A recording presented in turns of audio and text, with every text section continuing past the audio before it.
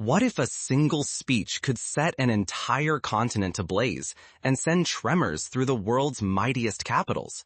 What if a handful of words spoken in the heart of Africa could ripple across oceans and shake the very architecture of global power? In the diplomatic epicenter of Addis Ababa, a place where history and hope intersect, Captain Ibrahim Traoré, just 37 years old, stands before the assembled might of Africa.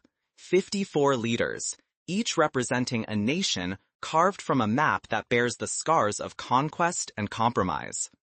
He does not thunder, he does not waver. His voice is calm, each syllable measured, but every word lands with the force of a drumbeat.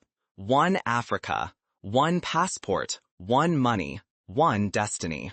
This is not a routine proposal, not another footnote in the minutes of an endless summit. Traoré calls for a revolution, a united African passport, so borders dissolve and travel becomes as free as breath. He dreams of a single currency, so the continent's wealth remains in African hands, rather than draining away to distant vaults in Paris, London, and New York. He envisions an economy guided by African minds and aspirations, not foreign dictates or multinational contracts. The air in the room crackles with a mix of hope and risk, a sense that something momentous is being forged in real time. Some leaders lean forward, eyes bright with the promise of unity, recalling the words of Kwame Nkrumah and Julius Nyerere, who decades earlier dared to imagine a truly united Africa. Others freeze, haunted by the ghostly chains that still bind Africa to Berlin, a city where 140 years ago, outsiders carved up its fate in smoke-filled rooms. They know these words threaten the silent bargains and uneasy alliances that have shaped generations. This is not another summit. It is a reckoning, a moment when the past and future collide. Beyond these walls, few sense how close history is to the edge, how quietly power is shifting with each measured phrase, each uneasy glance. If Traoré's vision fails, Africa could face yet another century of lost dreams, disunity, and dependence. But if it takes hold, if even part of this dream is realized, the world order itself may never recover. The balance of power could tilt, perhaps irreversibly. The room holds its breath as the silence stretches, and every leader must decide, embrace the leap or retreat into the familiar shadows of sovereignty and suspicion. Traoré's challenge has lit a fuse. Now, the world waits for a spark. Why do Africa's borders feel less like bridges and more like prison bars? Picture this. Leaders from more than 50 nations gather in Addis Ababa, the beating heart of the African Union, haunted by a single word, fragmentation. They arrive burdened by history, facing a reality that generations of promises have failed to heal. Africa remains carved up by invisible walls, each one exacting a price from its people every single day. Here is a truth that stings, as sharp as the edge of a colonial sword. Within Africa, only about 15% of trade remains on the continent. Europe, by contrast, keeps nearly 70% of its commerce inside its borders, feeding growth and unity. Asia follows close behind, with over 60%. But Africa's trade is shackled by the ghostly scars of colonialism, lines drawn at the Berlin Conference of 1884, slicing through villages, markets, and lives. The cost is staggering, billions of dollars lost each and every year. Instead of building shared wealth, African nations are forced to look outward, trading in foreign currencies, relying on distant markets whose priorities rarely align with Africa's own. This dependence leaves economies exposed, people vulnerable, and dreams deferred. Every barrier enriches outsiders and drains the continent's own future. For millions, these boundaries are not just old lines on a map, they are daily gauntlets, obstacles that keep dreams small and ambitions caged. Imagine a Senegalese farmer, Mariama, who wakes before dawn to load her rice onto a battered truck, hoping to sell her harvest across the border in Mali. She faces endless queues, mountains of paperwork, confusing fees, and currency hurdles that devour her profits.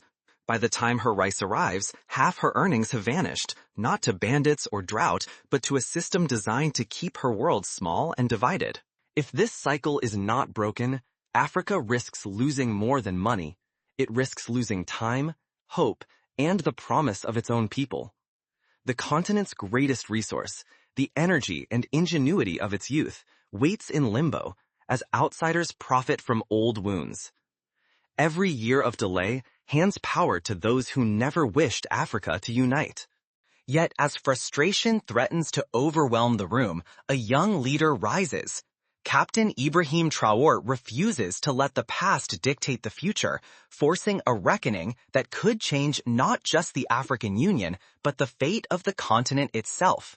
To understand the gravity of this moment, consider the story of the East African community in the 2010s.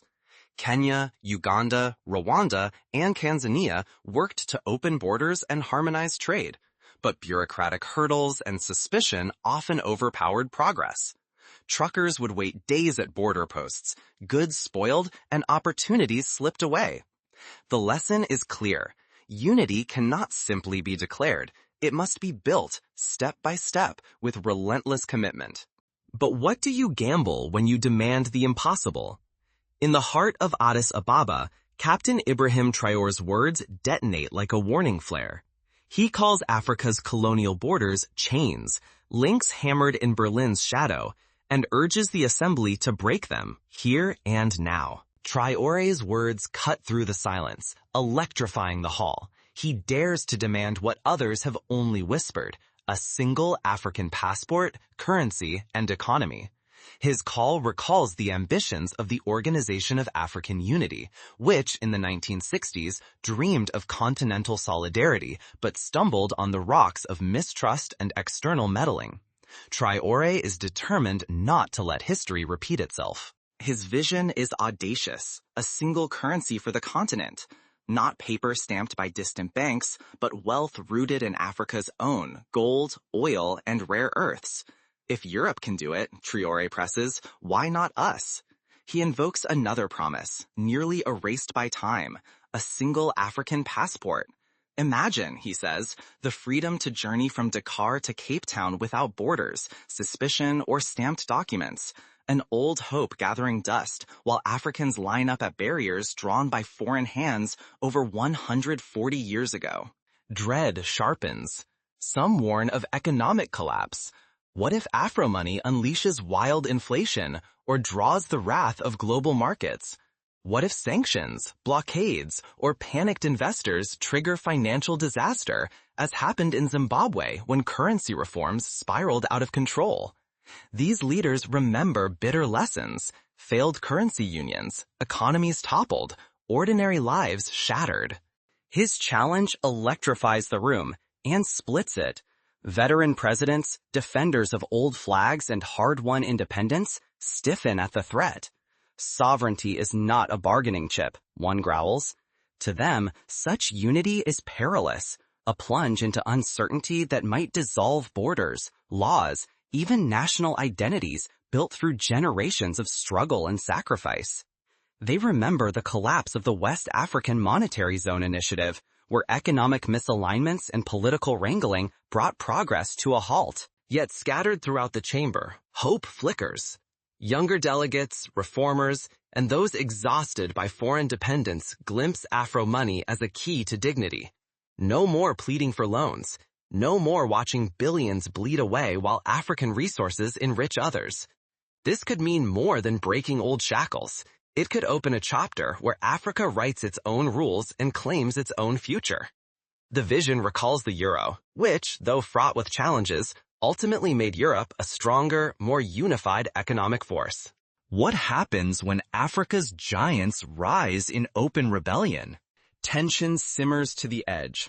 The debate turns fierce, then personal. Pride and belief clash with fear and memory. Will unity spark an African renaissance or unravel hard-won stability? Can a single currency lift a billion people, or will it fracture fragile economies before any dream is realized? The room falls silent, each delegate weighing the cost of action against the gravity of history. Outside, word of Traoré's challenge begins to spread beyond the walls of power, carried by journalists, whispers, and the hopes of millions. Everyone at the table feels the hazard. Unity could bring freedom or disaster. The wrong choice risks economic collapse, foreign reprisals, even a continent in turmoil. But the possibility of transformation, of finally breaking free from the cycle of dependency, is too powerful to ignore. Captain Traoré's vision erupts into action as Nigeria, Africa's largest economy and a nation of more than 200 million, takes a leap that shocks the world. On a calm morning, Nigeria declares it will pilot Afro money, a single continental currency. This announcement crackles across the continent, setting off wild celebrations in Lagos and fierce debates from Accra to Johannesburg. Momentum surges everywhere. Ordinary Africans seize the moment. City squares fill with rallies, musicians drop anthems of unity, and muralists paint walls with visions of a borderless Africa. Social media explodes with hashtags, viral videos, and impassioned debates that stretch from Dakar to diaspora neighborhoods in London and New York. Consider the story of Kofi, a Ghanaian entrepreneur who dreams of selling his handmade shoes across Africa. Under the old system, currency exchange and tariffs made expansion a costly gamble. Now, with Afro money on the horizon, Kofi sees a future where his business can thrive from Dakar to Dar es Salaam. Within days, Ghana, the beating heart of innovation and Pan-African dreams, commits to designing Afro money within a single year. No one is waiting for permission. Teams of economists, artists, and tech visionaries race to sketch the new currency's future, scribbling ideas on blackboards and coding prototypes into the night. Traoré's revolution is no longer just words. It is a plan in motion, echoing the urgency seen during the creation of the European Central Bank in the 1990s. Western capitals and international banks react with disbelief, then alarm. News feeds that once ignored African stories now lead with them, asking, can the global order survive if Africa refuses to play by old rules? Suddenly, Africa is not just a headline, but a threat and a promise. For the diaspora and restless youth, this is more than economics. It feels like a civil rights movement for the right to shape their own destiny, free from colonial currencies and empty pledges. Every step sparks both hope and fierce backlash, making it clear that history is being forged in real time. The risk is staggering. Should Traoré's gamble succeed, Africa could break free from division and dependence, finally demanding a seat among world powers. But if unity fractures, if Afro money falters, chaos and lost hope may haunt another generation. Dreams ignite revolutions, but destinies are forged in the small print. Yet, power rarely yields quietly. Behind closed doors from Lagos to Washington, business elites and foreign consultants scramble in urgent meetings. They whisper about inflation, the collapse of aid, and, most of all, the loss of control. The stakes could not be higher. If Africa unites its markets and money, it could reclaim untold billions and force the world to rewrite its rules. The World Bank and International Monetary Fund, which once dictated terms to African economies, now watch nervously as self-determination takes center stage. But even as the movement catches fire, unseen forces gather to push back. The next challenge will test not only Traoré's dream, but the resolve of an entire continent. Captain Traoré's vision blazes across Africa, a single passport, one currency, a unified economy. Even his most fervent allies admit the road ahead is daunting. Across the continent, leaders caution that without modern highways, incorruptible systems, and deep policy unity, the dream could collapse before it begins. Yet something has shifted. For the first time in living memory, the debate is not if Africa can unite, but how, and at what price. The question is not whether unity is possible, but when it will arrive and who will pay for it. History is littered with cautionary tales. Earlier pushes for African unity stumbled, undone by mistrust, bitter rivalries, or wild inflation. Doubters whisper, will Afro money unravel like those before? Could economic turmoil or foreign meddling transform hope into disaster? The memory of the CFA franc, a currency still controlled by France, lingers as a reminder of the dangers of unfinished independence. Across the continent, millions of Africans are daring to envision a borderless future. A rice farmer from Senegal trading freely in Ghana. No bribes, no barriers. A young coder in Nairobi paid in Afro money, from Lagos to Cape Town. A world where opportunity and dignity are no longer trapped behind lines carved by colonial rulers over 100 years ago. The hope is undeniable, but so is the danger. If leaders falter, today's optimism could sour into disillusionment, fracturing the continent even further. But if they lead boldly, Africa could spark a wave of progress and pride unseen in generations, inspiring a divided world. So what would it take to make this dream real? Practical steps abound, and each is a battle unto itself. First, nations must harmonize their economic policies, aligning interest rates, budgets, and regulations, just as the Eurozone did before launching the euro. Next, investment in infrastructure must surge. Railways, highways, and digital networks that stitch the continent together, allowing goods and people to move as freely as ideas. Anti-corruption measures are essential. Transparent institutions must be built from the ground up, drawing on models like Rwanda's digital land registry and Ghana's anti-bribery courts. Only then can trust between governments, businesses, and citizens begin to repair the damage inflicted by decades of division and mistrust. Education and public communication are crucial. Citizens must be brought into the process, their doubts addressed, and their hopes nurtured. Involving civil society, from youth leaders to women's cooperatives, ensures that unity is not just a top-down decree, but a grassroots revolution. Imagine Pan-African schools teaching history that celebrates unity, or local radio hosts explaining how a shared currency can change everyday life. Finally, Africa must build its own institutions to manage the new currency and passport. A continental central bank, staffed by Africa's brightest economists and technocrats, must set monetary policy independently of foreign influence. A secure digital African passport, perhaps leveraging blockchain technology, could set global standards for efficiency and security.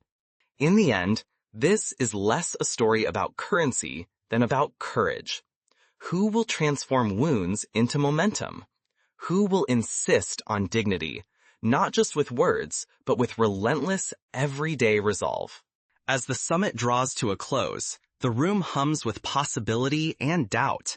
The next move will test not just leaders' resolve, but the hearts of millions watching across Africa. These steps are daunting, but not impossible. The European Union took nearly 5 decades to transform from a coal and steel community to a continent bound by a common currency and open borders. Africa's journey will be uniquely its own, shaped by its diversity and its scars, but the precedent is there. When history calls, will you answer or turn away? Africa is no longer waiting politely. It is breaking through, shattering the doors that once kept it divided. An Ethiopian student lands in Kinshasa and walks through e-passport control in seconds, greeted as a fellow African, not a foreigner. A Tanzanian designer sells her crafts to buyers in Morocco and Mozambique, all transacting in Afro money, no losses to exchange rates. A Nigerian startup raises capital from investors in Cairo and Johannesburg with a single, unified legal framework. But the risks remain real. A sudden spike in inflation, a cyber attack on the new monetary system, or a coordinated campaign of disinformation could derail the project. History warns us. The euro's early years saw bitter debates, financial crises, and near collapse. Only dogged determination and a shared vision kept it alive. Captain Ibrahim Traoré's vision, one Africa, one passport, one currency, one economy, is not just a speech. It is a thunder that rips through the clouds of colonial borders and inherited dependence. His words are a rallying cry to every corner of the continent and beyond. Yet you cannot remain a bystander forever. Watching from the sidelines means risking irrelevance, or worse, being swept away as Africa rises and resets the world's balance of power. For too long, the world has looked at Africa through the wrong lens, always counting obstacles, repeating old failures, doubting every possibility. But what if this is the moment everything changes? What if unity is not just a distant hope, but the spark of a revolution? This choice is not only for presidents or ministers, it is for you.